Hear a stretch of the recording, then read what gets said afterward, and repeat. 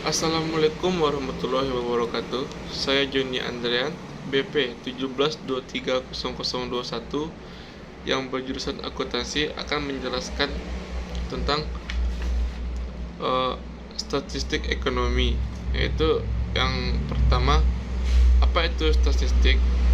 Statistik adalah sebuah ilmu yang mempelajari bagaimana cara merencanakan, mengumpulkan, menganalisis, lalu menginterpretasikan dan akhirnya mempresentasikan data.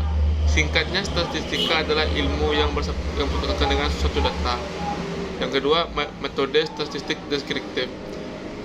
Metode yang berkaitan dengan pengumpulan dan penyajian suatu gugus data sehingga memberikan informasi yang berguna.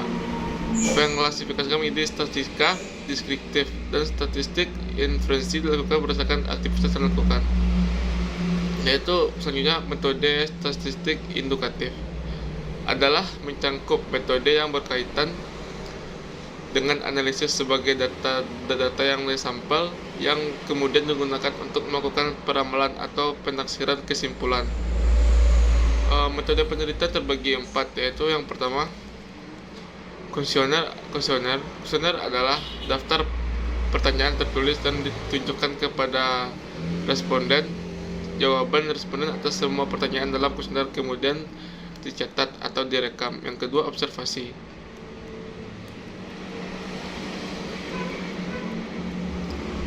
Pengamatan melibatkan semua indera penglihatan, pendengaran, penciuman, pembau, dan perasa. Pencatatan hasil dapat dilakukan dengan bantu alat rekam elektronik. Yang ketiga, wawancara. Pengambilan data melalui wawancara atau secara lisan langsung dengan sumber datanya, baik melalui tatap muka atau lewat telepon. Yang keempat, dokumen. Pengambilan data melalui dokumen tertulis maupun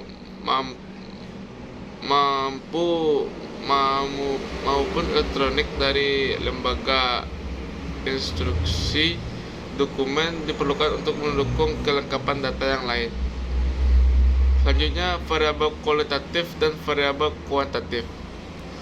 Variabel kualitatif di mana biasanya warna bola misalnya merah, hijau, biru, atau jenis anjing misalnya collie, shepherd, dan terrier, yang kesemuanya merupakan contoh variabel kualitatif atau kategori. Variabel kualitatif biasanya dibedakan menjadi dua, yaitu nominal kualitatif dan data ordinal kualitatif.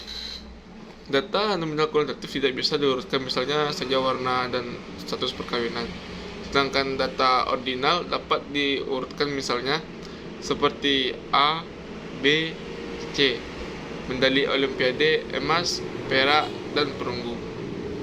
Variabel kuantitatif adalah nilai yang berupa angka atau numerik yang mewakili kuantitas yang dapat diukur. Misalnya ketika kita berbicara tentang populasi suatu kota, kita bicarakan tentang jumlah orang di kota dan atribut kota yang dapat diukur. Oleh karena itu, populasi merupakan variabel kuantitatif dapat bersamaan aljabar. Variabel kuantitatif diwakili oleh simbol X, Y, atau Z. Variabel kuantitatif selanjutnya dapat diklasifikasikan menjadi discrete continue. Penjelasan sebagai berikut. Terbagi atas dua, variabel discrete dan variabel continue. Variabel discrete itu hanya dapat mengambilkan sejumlah nilai, atau dengan kata lain, variabel discrete adalah variabel yang menerima nomor yang terisolasi. Misalnya jumlah anak, jumlah mobil yang diparkir. Variabel continue dengan jumlah nilai tak terbatas, seperti waktu, bobot. Dengan kata lain, jika sebuah variabel dapat mengambilkan nilai apapun, antara lain minimum dapat nilai maksimum, itu disebut variabel continue. Jika tidak, ini disebut variabel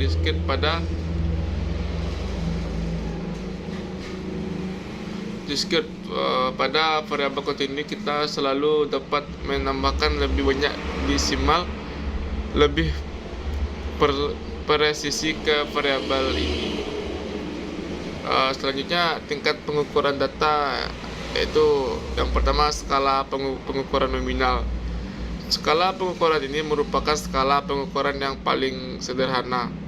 Pada dasarnya skala ini digunakan untuk membedakan antara data yang satu dengan data lainnya tanpa membuat adanya tingkat, misalnya jenis kelamin perempuan dan laki-laki, dimana kita ketahui bahwa dari jenis kelamin tersebut tidak dapat dikatakan bahwa jenis kelamin laki-laki lebih tinggi tingkatnya atau sebaliknya. Data yang termasuk nominal pasti akan masuk data kategori. Yang kedua, skala pengukuran ordinal. Skala pengukuran selanjutnya adalah skala pengukuran ordinal. Skala pengukuran ini hampir mirip dengan pengukuran nominal. Hanya saja di skala pengukuran ini tingkatan dari data diperhatikan, misalnya tingkat pendidikan SD, SMP, SMA. Tentu tingkatnya pendidikan SD akan lebih rendah jika dibandingkan dengan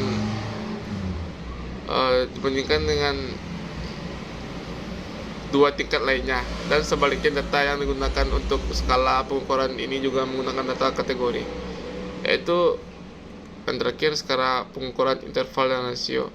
Skala pengukuran sebenarnya adalah interval dan rasio. Data yang digunakan umumnya bukan merupakan data kategori lagi, melainkan data kuantitatif. Dalam skala interval akan terdapat interval yang atau jarak, dan skala pengukuran ini digunakan untuk membedakan. Namun jika untuk mengurutkan, misalnya tinggi badan, sedangkan skala pengukuran rasio hampir sama persis dengan skala pengukuran interval, hanya saja pada rasio memiliki nilai 0 mutlak. Misalkan ketika suhu mencapai nilai 0 derajat, berarti kita akan menunjukkan suhu yang dingin. Namun ketika tinggi badan nilai 0, itu akan terasa cukup misalnya. Yaitu sekian hasil tentang penjelasan saya tentang statistik ekonomi. Mohon maaf atas banyak kesalahan, dan saya akhiri wabillahi taufiq walhidayah. Wassalamualaikum warahmatullahi wabarakatuh.